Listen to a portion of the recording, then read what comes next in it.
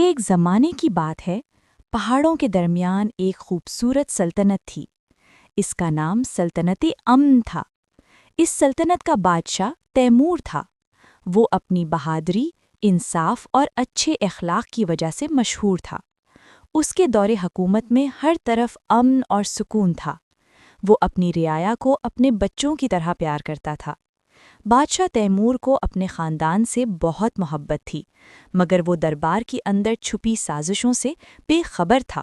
وہ اکثر خوش ہو کر کہتا، مجھے خوشی ہے کہ میرے اپنے میرے ساتھ ہیں۔ ملکہ ستارہ بہت نرم دل، محبت کرنے والی اور رحم دل عورت تھیں، لیکن اللہ نے کافی عرصے تک انہیں اولاد کی نعمت سے محروم رکھا تھا۔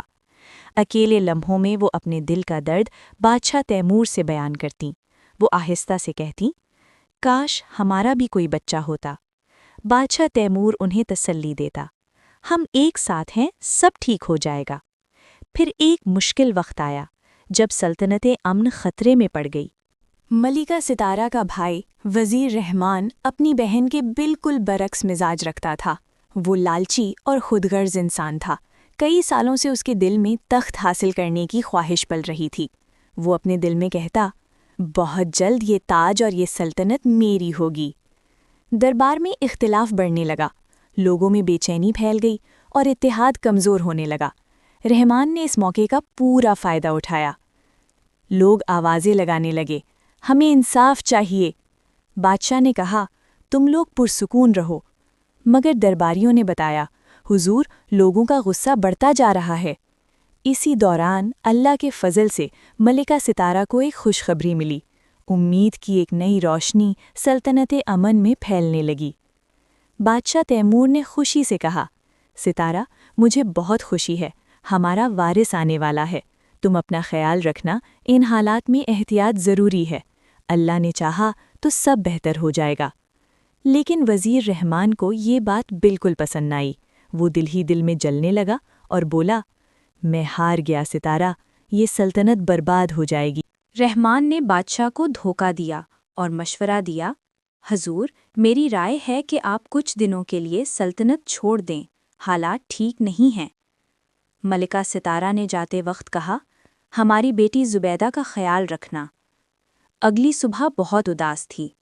رحمان نے لوگوں کو جھوٹا پیغام دیا اور کہا، مجھے افسوس ہے کہ بادشاہ اور ملکہ ہمیں چھوڑ کر چلے گئے ہیں۔ یوں لگا جیسے سلطنت یتیم ہو گئی ہو۔ اصل میں رحمان نے بادشاہ اور ملکہ کو قید کر لیا تھا، لیکن یہ سچ اس نے لوگوں سے چھپا لیا۔ رحمان نے جھوٹی ہمدردی دکھا کر خود کو بادشاہ بنا لیا۔ اس نے اپنی بیوی زبیدہ سے کہا، اس بچے کو یتیموں کے ساتھ رکھ دو۔ زبیدہ نے سر ہلا کر کہا، جی میرے بادشاہ۔ اسی سلطنت میں ایک خوبصورت گاؤں تھا۔ وہاں ایک سادہ سی جھونپڑی میں ایک بوڑھا میاں بیوی رہتے تھے۔ ان کی ایک خواہش پوری نہ ہو سکی تھی اور وہ تھی ایک بچے کی خواہش۔ وہ دونوں نیک دل اور اللہ سے ڈرنے والے تھے۔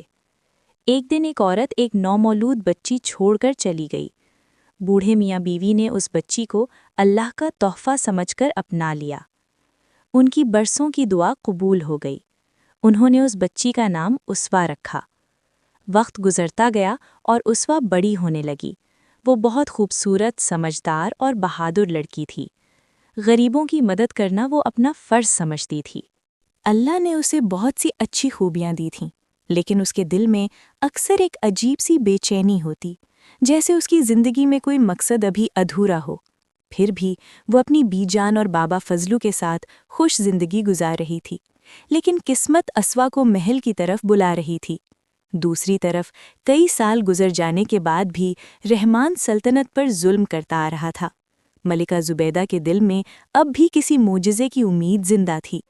21 سال گزر چکے تھے۔ اب اسوا اسی گاؤں کی طرف واپس آنے والی تھی۔ اس نے پیار سے کہا، مجھے اجازت دو بی جان۔ اسوا نے اپنے خوبصورت گھوڑے راجو پر سوار ہو کر محل کا رخ کیا۔ وہ کوئی کام تلاش کرنا چاہتی تھی تاکہ لوگوں کی مدد کر سکے۔